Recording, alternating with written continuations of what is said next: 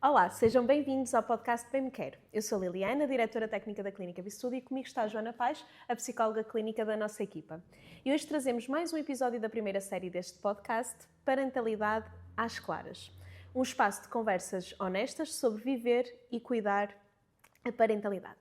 E hoje vamos falar sobre aquilo que acontece depois do nascimento, o pós-parto e a amamentação. Duas experiências muitas vezes romantizadas, mas que podem ser profundamente exigentes para o casal. Temos connosco, novamente, a enfermeira Luciana Cruz, é enfermeira especialista em saúde materno-infantil e conselheira em aleitamento materno, com experiência na área da obstetrícia e no acompanhamento próximo de mulheres e famílias nesta fase de transição. Ao longo do seu percurso, tem integrado o cuidado físico com o cuidado emocional, ajudando mães a atravessar este período com mais informação, mais segurança e humanidade. Queremos olhar para o pós-parto e para a amamentação sem idealizações, mas também sem dramatizações, com realismo, clareza e cuidado. Luciana, muito obrigada por teres aceito voltar cá. Acho que nós temos tanta coisa para aprender contigo que faz todo o sentido que voltes, por isso muito obrigada. E eu também agradeço mais uma vez o convite para poder estar cá convosco. E hoje vamos falar sobre um tópico muito importante, não é? Que é o pós-parto. Se nós no primeiro episódio já tínhamos falado um bocadinho sobre a importância de preparar não só o parto, mas também a parentalidade toda, não é? Hoje vamos ter espaço para falar um bocadinho sobre isso. E abrir já com a pergunta de porquê é que tu achas que tantas vezes o pós-parto é mais exigente do que a expectativa que os casais têm desta fase? Na minha opinião, há aqui muitas vezes um bocado na romantização do todo o processo. Existe muito, primeiro, a parte do bebê imaginário versus o bebê real, a criança em si, que nós idealizamos de uma forma diferente, quer em termos de aspecto físico, quer em termos comportamentais, não é? E depois a consciência que se toma ao longo da gravidez para aquilo que aí vem, que deve ser não só o que é o normal, o que é o expectável, mas também consciencializar os casais para aquilo que são desvios da normalidade. Porque só assim, e entendendo que existem estes desvios, efetivamente, e porquê que eles podem acontecer e como é que podemos gerar com eles, é que conseguimos tornar a experiência mais real quando isso coisa acontece. Porque, efetivamente, nós não conseguimos garantir que um bebê vai ser exatamente igual ao outro, mesmo um bebê filho do mesmo casal. As gravidezes são diferentes, as crianças são diferentes, as personalidades são diferentes, e só por aqui nós vamos ter muitas diferenças. Portanto, isto é importante não só no casal que está a guardar o primeiro filho, como num casal que já vem com um filho ou dois lá em casa. Tudo é diferente. Além disso, há sempre uma constante atualização de diretrizes e normas, às vezes frutos de experiências com os próprios casais e na prática, que são enriquecedoras para o futuro daqueles pais, para mais aqueles casais que já têm os filhos lá em casa, a atualização de conhecimentos para tornar uma experiência mais ou menos ideal. É certo que muitas vezes temos uma facilidade maior, porque também a questão emocional aqui pesa bastante. Há um conjunto de muitas alterações hormonais, emocionais a acontecerem no pós-parto que também nos levam aqui a reagir de forma diferente e às vezes que nós próprios desconhecemos, reagimos assim naquela situação. E isto tudo vai condicionar a forma como eu vou aceitar aquela situação, que pode ser aos olhos de quem não está a vivenciar na primeira pessoa isto normal, mas aos meus pode não ser. E termos consciência de que isto acontece assim é muito importante para tornar esta experiência mais real, mais positiva. E assim, no mais comum, o que é aquilo que um casal pode esperar e quais são os desvios à normalidade mais comuns que também poderão acontecer e que nós temos que estar atentos num pós-parto? Podemos direcionar aqui mais por uma questão comportamental, ok? Se é um bebê que chora mais e porquê que o bebê está a chorar? O que é que este choro me diz? Não é? O conhecer aquele bebê. É muito importante que a primeira prioridade seja vamos conhecer-nos agora enquanto família mais alargada. ok? O casal em si, enquanto pais, enquanto agora ter um bebê a depender totalmente deles, e muitas vezes nós ouvimos, e isto é normal, as mulheres dizerem que não foi amor à primeira vista pelo bebê, e às vezes tenho receio de partilhar isto, porque dizem, e eu vou dizer isto, e as pessoas vão achar que eu não gosto do meu bebê, porque eu não consegui sentir isto à primeira vista. Mas é normal, acontece muito e é bom as pessoas expressarem isto. Claro que logo a seguir este sentimento vai mudando e vai se tornando um amor incondicional. Mas lá está, é mais uma necessidade de adaptação que então a mulher vai ter porque não reagiu como esperava. Ela achou durante a gravidez, viu vídeos, ouviu experiências e achou que ia ver um bebê e que ia sentir aquele amor imediato. E quando isto não acontece, começa logo aí, uma coisa que não é normal. E o bebê acabou de nascer, não é?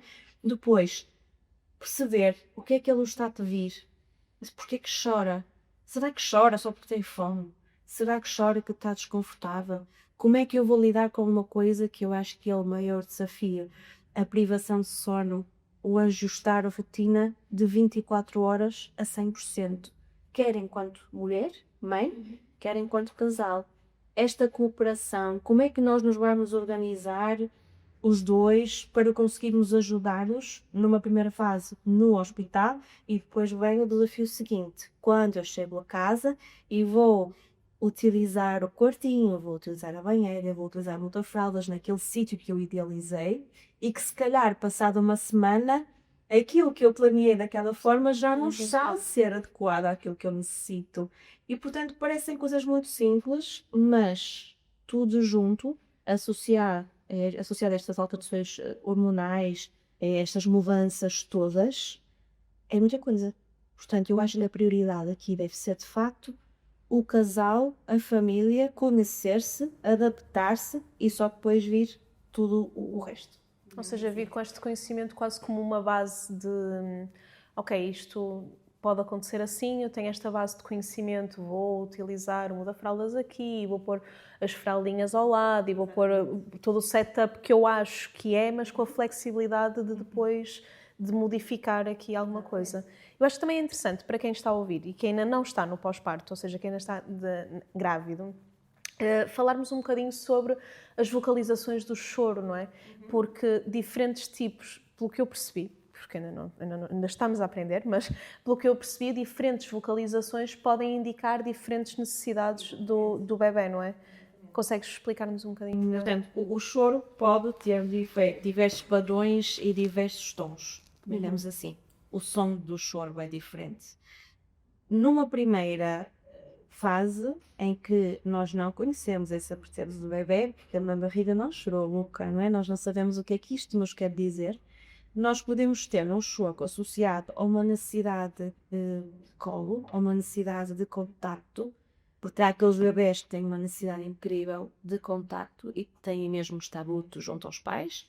E temos aqueles bebés que não têm tanta necessidade, mas com isto não quer dizer que estes bebés não vão querer colo depois de nascer. Eles não se conhecem de outra forma, não se conhecem sem estarem aconchegados. E temos aqui também esta primeira fase, que é o quarto trimestre da gravidez, e o pós-parto. Portanto, a gravidez quase que continua, mas com um bebê fora do útero. E, portanto, temos um bebê que chora com esta necessidade, temos um bebê que chora porque tem dor, e aí temos um choro mais gritado, mais intenso.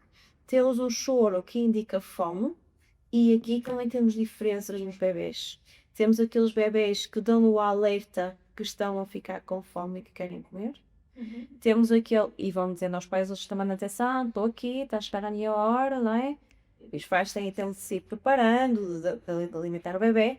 E depois temos aqueles bebés que, quando percebem que está a chegar a hora de comer, choram logo no imediato e querem comer para ontem, querem tudo muito mais rápido. Isto é grande uma personalidade. Mas o choro associado à necessidade alimentar, nutricional, também é diferente. Portanto, à medida que se vai conhecendo o bebê, vai-se conseguindo compreender o que é que ele nos quer dizer com aquele padrão de choro. E isto também é mais uma adaptação. E agora entrando, já que estamos a falar aqui nas vocalizações, no fundo associadas aqui às necessidades do bebê, vamos falar sobre um tema que eu acho que tem muito de romantizado, não é? Que é a amamentação. Mas também neste momento de muito polémico, porque começam a emergir aqui algumas ideias mais socialmente estereotipadas sobre o processo da amamentação. Mas neste caso, eu gostava que focássemos aqui um bocadinho nesta fase, nesta romantização de todo o processo, que nem sempre é assim tão linear. O que é importante saber desde o início? O que é essencial saber-se desde o início acerca da amamentação para que depois, no pós-parto, isto não seja mais um fator acrescido ansiógeno para a mulher e depois, no fundo, para o casal e para o sistema familiar? A amamentação é um outro mundo, não é? Nós temos o mundo da maternidade e temos o mundo da amamentação. Porque isto é mesmo uma panóplia de informações, de utensílios, de recursos que a mulher pode querer adquirir, pode querer direcionar-se para, e depois vem a dúvida. Ok, eu tenho isto tudo, os onde é que eu vou começar? O que é que eu preciso realmente? Em que é que eu me devo focar? Será que eu preciso disto tudo? Então, eu acho que a primeira coisa de tudo é a mulher investir neste conhecimento na gravidez. A mulher que deseja amamentar, eu digo isto, deseja amamentar, queira muito amamentar em exclusivo, esteja mais aberta a outras questões, independentemente disso. Uma mulher que planeia amamentar o seu bebê, deve começar a planeá-lo desde a gravidez, o preparar à amamentação. Não só compreender, mais uma vez, aquilo que é expectável que aconteça e o que é que pode acontecer diferente, mas, sobretudo, perceber aquilo que não pode acontecer, aquilo que não é normal. E que às vezes nós ouvimos dizer, sim, é normal. Por exemplo, é normal doer a amamentação no início. É normal que no início, quando o bebê começa a mamar, doa. É normal que doa nos primeiros dias, estou aqui a tentar lembrar-me de uma expressão muito frequente, até o mamilo ganhar calo e só depois é que deixa de doer. A dor não é normal na amamentação. Não é, em circunstância nenhuma. A dor é um sinal de alerta, a dor é sinal de que eu preciso de procurar ajuda. Está muito frequentemente e maioritariamente relacionada a questões de pega incorreta do bebê. Mas às vezes a mulher, por muito que esteja dotada de conhecimentos para olhar e avaliar se o bebê está a fazer uma pega correta ou não, por vezes tem dor na mesma. E isto pode estar associado a outros fatores. À abertura da boca do bebê, à língua, à posição que está a adotar para levar o bebê à mama, por exemplo, a questões posicionais, tensões musculares que o bebê possa ter devido à gravidez, à posição na barriga da mãe e também ao parto. E então há aqui uma série de fatores que têm que ser avaliados. Portanto, o mais importante é que a mulher, desde o início, desde a gravidez, procure informações neste âmbito, esclareça as suas dúvidas, consiga calmamente explorar a informação que lhe é fornecida e este mundo de informações, de tudo ler, questionar e ter uma fonte segura onde eu vou certificar-me de que aquilo que eu li, aquilo que eu estou a pensar é válido, que é para quando chegar o momento de tornar isto real, que nem sempre, ou melhor, normalmente, a maior parte das vezes não é tão linear assim, não é o bebê nasceu, vai, mama e funciona imediatamente tudo bem, podem haver aqui necessidades de ajuste, digamos assim. Portanto, esta preparação vai ser fundamental para a forma como eu vou lidar com estes obstáculos, porque se eu já sei que tenho, às vezes basta eu saber que tenho alguém a quem eu recorrer e em quem eu confio, já me traz outra tranquilidade. E depois há outra questão, que é a pressão relativamente às evoluções ponderais dos bebés, aos aumentos de peso dos bebés. Há uma pressão que a mulher sente, que os casais sentem sempre quando saem do hospital, porque o bebê perdeu mais X gramas. O bebê ainda hoje, a esta hora, ainda não recuperou X gramas. Eu questiono, nós temos todos os mesmos percentis, nós temos todos o mesmo metabolismo. Não, os bebés também não têm. E numa fase inicial há muita coisa que nós temos que avaliar. Tipo de parto que este bebé teve, foi um parto induzido, foi uma cesariana, foi um trabalho de parto muito prolongado, muito arrastado.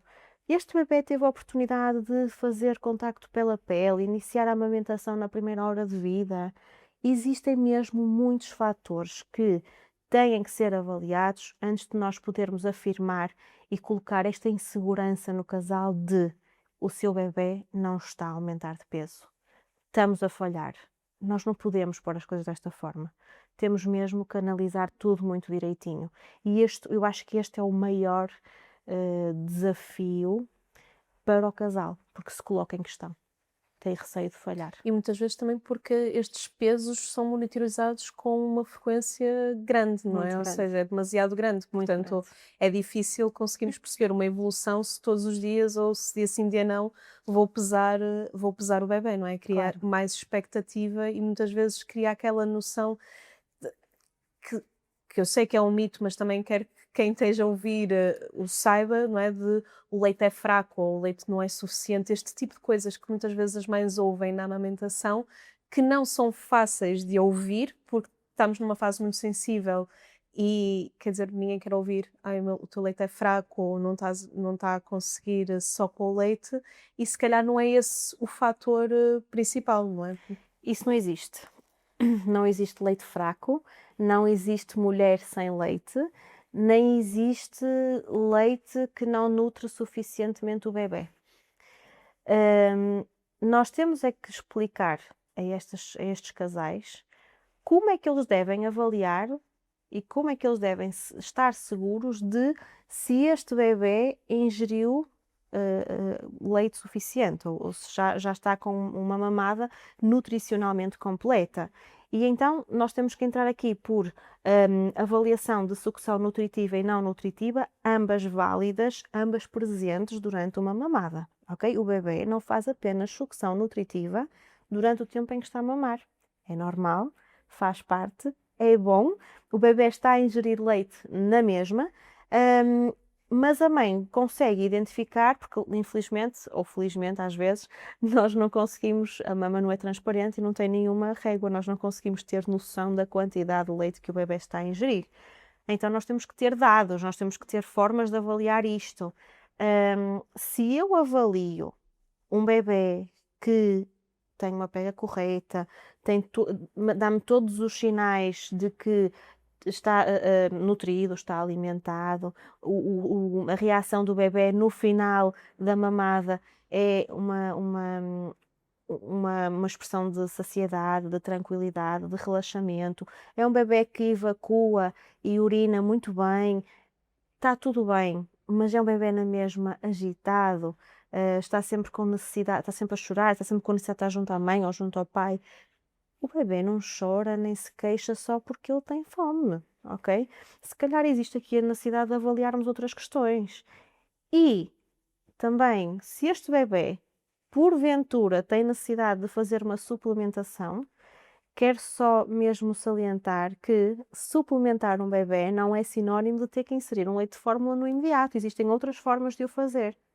Assim como existem formas corretas de dar um biberon, seja com leite materno ou com fórmula, a um bebê. Mesmo aqueles casais que optem por não amamentar os bebés, é uma opção e está tudo certo, e nós também estamos cá para apoiar este tipo de decisões, ok? Mas existem formas corretas de dar o biberon ao bebê de forma a minimizar o impacto, por exemplo, do desenvolvimento da musculatura facial, o trabalho da língua, dos músculos todos orofaciais, que são mais diminuídos no bebê que é apenas alimentado por tetina, e por isso há formas de dar o biberon corretamente.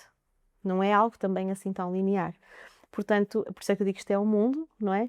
E pronto, eu acho que os casais devem mesmo estar conscientes destas diferenças e destas possibilidades, de forma a conseguirem gerir expectativas, gerir as informações que lhes chegam, e antes de se colocarem em questão porque estão a falhar, não estão a conseguir alimentar o bebê, não estão a conseguir corresponder às suas próprias expectativas, antes disso, peçam ajuda, avaliem os bebés, avaliem tudo, não coloquem tudo a perder, nem tampouco as culpas em cima deles próprios, porque a maior parte das vezes não é motivo para isso. Tu falaste aqui num ponto muito importante, ok? Vamos entrar aqui num dos sentimentos, se calhar, mais presentes ao longo desta etapa pós-parto, no fundo, que é normal, não é? Num período que os pais se tornam instintivamente, não é? E depois também por causa de contextualmente mais ansiosos e mais hipervigilantes, emerge aqui a culpa, não é? A culpa é um sentimento mais elaborado que começa a emergir, porquê? Porque temos aqui um conjunto de expectativas que são socialmente impostas, que são internamente também formadas, e a amamentação, como disseste, é um mundo, ou seja, acaba por se criar aqui uma ideia de como é que eu serei enquanto mãe, como é que eu vou alimentar o meu filho e como é que podemos evitar, não é, que a amamentação se torne porque temos a culpa associada a outros fatores, não é? Relativamente, não estou a conseguir, mesmo relativamente ao sono, relativamente às rotinas, mesmo a gerir toda esta dinâmica e nova rotina, até que o bebê consiga aqui cimentar os ritmos, ou seja, encontrar os ritmos necessários, já existe essa culpa. Mas relativamente à amamentação, como é que podemos evitar que a amamentação se torne uma fonte de culpa e como é que podemos ampliar aqui o olhar sobre o vínculo, ok? Entre o vínculo entre mãe e filho e como é que isto deve ser a base ou alicerce do resto. O vínculo, a vinculação, é uma das maiores vantagens do aleitamento materno. Sim, fortalece a vinculação mãe-bebê. É um momento só da mãe e do bebê. E eu costumo recomendar sempre que as mamãs, no momento de amamentar, estejam só com o bebê. Ou seja, não estamos no meio de uma sala, no meio de um espaço com muitas pessoas à nossa volta. Nós vamos para aquele cantinho com o nosso bebê, longe de fatores de distração, fatores que nos deixem estressadas e que vão comprometer aqui o nosso funcionamento hormonal, que vai consequentemente condicionar e comprometer a eficácia da libertação do leite e daquele momento para o bebê, ok? E portanto é um momento, a vinculação é fundamental e sim, é uma das grandes vantagens do leite materno e do aleitamento materno. E mais do que isso, como é que nós podemos preparar isto? É através da rede de apoio, sobretudo que a mulher tem. E, como disse no início, essa rede de apoio deverá iniciar-se na gravidez. A partir do momento que a pessoa, desde a gravidez, se sente apoiada por alguém e está informada de como é que isto tudo funciona, ela naqueles momentos vai conseguir confiar em si. E isto é o que eu mais tento pedir. Confiem em vocês, confiem no vosso corpo. Porque o facto de, às vezes, ouvirmos opiniões, mesmo das próprias mães, as avós dos bebés, eu também não tive leite, o meu leite também era fraco, eu tive que não te conseguia amamentar nem um mês. Mas, se calhar, se formos explorar aqui um bocadinho o estilo de vida desta mulher, por exemplo, profissional, em casa, o que quer que seja, nós vamos encontrar um motivo para isto ter acontecido. Mas isto é assim facilmente dito. E a mulher pensa, bem, a genética é algo que está presente em tanta coisa da nossa vida. Será que isto também vai ser genético? Será que porque a minha mãe não me amamentou, eu não vou ser capaz, não vai ter qualidade para o meu bebê? E muitas vezes acomoda-se àquela informação porque acha que ela é normal, não é? Portanto, se eu, antes de estar a constatar que isto está a acontecer, antes de estar na realidade com o meu bebê neste processo, já tiver um background de informações e de apoio na gravidez, eu se calhar já não vou pensar da mesma maneira. E se calhar já não vou ficar tão afetada com esse tipo de comentário, que eu tenho a certeza que vindo dos familiares é sempre com a melhor das intenções e tudo mais, mas as pessoas não imaginam o impacto negativo que isto tem na mulher, naquela fase. Mesmo esta questão da comparação, ou seja, estamos a falar aqui já da comparação, mas o o eu não conseguir, e isto é muito presente e é importante nesta fase termos aqui a consciência da importância da saúde mental materna, não é? Porque tem que estar, no fundo, minimamente equilibrada para que esta mãe também consiga se ligar ao bebé, ok? Sim. Por isso esta questão do amor à primeira vista também depende muito aqui da saúde mental materna. Mas a comparação de eu consegui, não é? Acaba por ser a própria mãe a fazer também esta comparação de eu consegui, ou alguém conseguiu amamentar e eu não estou a conseguir. Este sentimento de fracasso. Sim. Na tua experiência, como é que costuma ser? Como é que enquanto enfermeira consegues ajudar a que a mãe consiga lidar com esta sensação de que eu estou a falhar? E muitas vezes isto até vai mexer com crenças das pessoas Sim. relativamente à sua autoeficácia, não é? Mas eu não estou a conseguir amamentar, o que é que isto significa de mim e de mim para o bebé, na tua prática, como é que fazes depois também Nós este temos encaminhamento? mesmo dois extremos nesta situação. Nós temos às vezes grávidas que têm vontade de amamentar e que me chegam a dizer no meu grupo de amigos barra família, e eu tenho metade das pessoas que me incentivam para amamentar e depois tenho a outra metade que me destrói completamente, que me diz que isso não tem jeito, que eu não vou ter vida, que eu não vou conseguir estar socialmente. Portanto, temos aqui os opostos no mesmo grupo, na mesma mulher, no mesmo casal. E a mulher fica, eu nem sei como é que eu hei de fazer, porque eu não sei como é que eu vou lidar com isto. O que é importante? Primeiro, o casal definir aquilo que pretende para si, com base no conhecimento que foram adquirindo. E aqui há uma coisa que é muito importante também, que é o papel do pai. O pai deve estar completamente envolvido neste processo, desde a gravidez. Porque o pai está a viver estas emoções em conjunto, certo? Está a viver uma transformação em conjunto, certo? Mas a parte hormonal, a recuperação física pós-parto está a acontecer na mulher. E isso muitas vezes condiciona a forma tranquila e racional com que ela consegue analisar estas situações e gerir as emoções. E a maior parte das vezes o que ajuda mesmo é o marido que está lá ao lado e diz: não te esqueças que quando nós fomos à consulta a enfermeira disse-nos isto. Isso é normal, está tudo bem, não te preocupes, mas se estás insegura, amanhã nós ligamos, amanhã nós voltamos. Isto tem sido o que melhor funciona aqui. Claro que quando existem experiências positivas à volta, ainda mais facilitado está o processo, porque não temos este fator a dificultar a adaptação da mulher. Mas o que melhor funciona é, de facto, o casal, a rede de apoio direta que esta mulher tem. Existem, inclusive, casais atualmente a optarem por fazer, por exemplo, terem um momento durante a gravidez com aquelas pessoas que vão apoiar mais diretamente, por exemplo, os avós maternos ou paternos, a rede de apoio deles mais direta, reservarem um momento na gravidez, falarem connosco e dizerem-nos: olhem, nós verificamos à nossa volta que os pontos que mais polémicos são, que mais divergentes são estes. Nós gostávamos que alguém, porque é diferente ouvir-se de outra pessoa e de um profissional do que propriamente dos próprios, nós gostávamos que vocês nos ajudassem a abordar esta questão, a esclarecer, a clarificar. Então reservam um momento em família, onde nós esclarecemos acerca daqueles pontos que nos são pedidos. Isto ajuda muito. Eles dizem: que engraçado, mas no meu tempo não era assim. No meu tempo era de outra forma. Como é que agora tudo está tão diferente? E acabam por aceitar, acabam por perceber o porquê de ser assim, faz-lhes sentido, e então acabam por conseguir remar no mesmo sentido do casal. E isto têm sido as intervenções melhor sucedidas neste caso em específico. Eu queria voltar um bocadinho atrás, Luciana, na parte da amamentação, sobre as coisas que são comuns versus aquilo que é normal.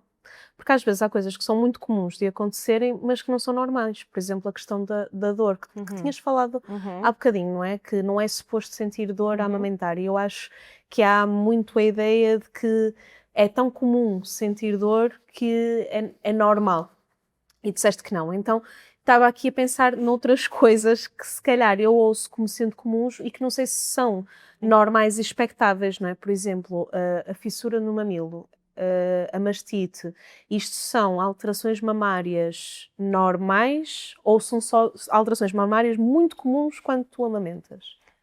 São alterações que dão para prevenir, que se devem prevenir e que podem resultar de uma má pega, de um engurgitamento mamário, portanto, à descida do leite, a mama fica mais tensa durante os primeiros dias. Se isto não for bem gerido, se não esvaziarmos corretamente a mama da melhor forma, podemos ter ali um ducto que entope, e esse ducto que entope, se não for bem solucionado, pode evoluir para uma mastite e assim sucessivamente. Portanto, isto é quase um escalar de um problema. Ou Todos seja, aqui esses são sinais de alerta já são para sinais de falar alerta, com alguém, sempre. certo? Ou seja, A não dor é... já é.